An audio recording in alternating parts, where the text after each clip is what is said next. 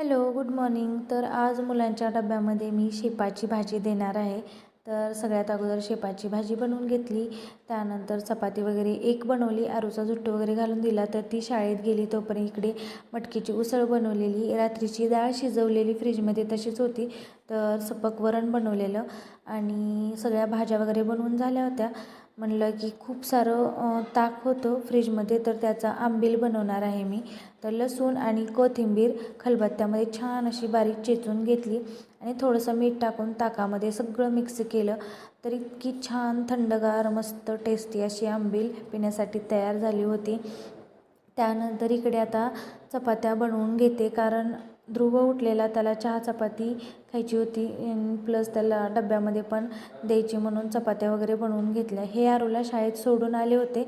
त्यानंतर मग यांना जेवायला वाढलं होतं आणि त्याचबरोबर हे आमच्या झाडाचे पेरू आहेत घरासमोरील, खूप गोड आहेत. आठवड्यातून 1-2 तरी पेरू निघतातच.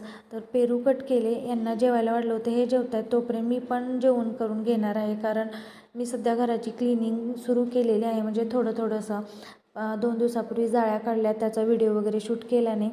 आणि त्यानंतर किचनची स्टाईल झाली आणि आज आता जे भांड्यांचे रॅक आहेत त्याचे पेपर वगैरे चेंज करायचे आहेत. डबे वगैरे भांडे पुसून लावणार आहे.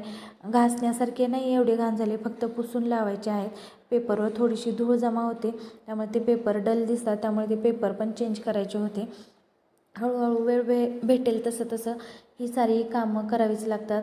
आज खूप सारं काम होतं, म्हणजे या आठवड्याभरात तर खूप, म्हणजे वेळच भेटत नाही आहे थोडासा रिलॅक्स बसण्यासाठी. एक काम वाढतच जातं.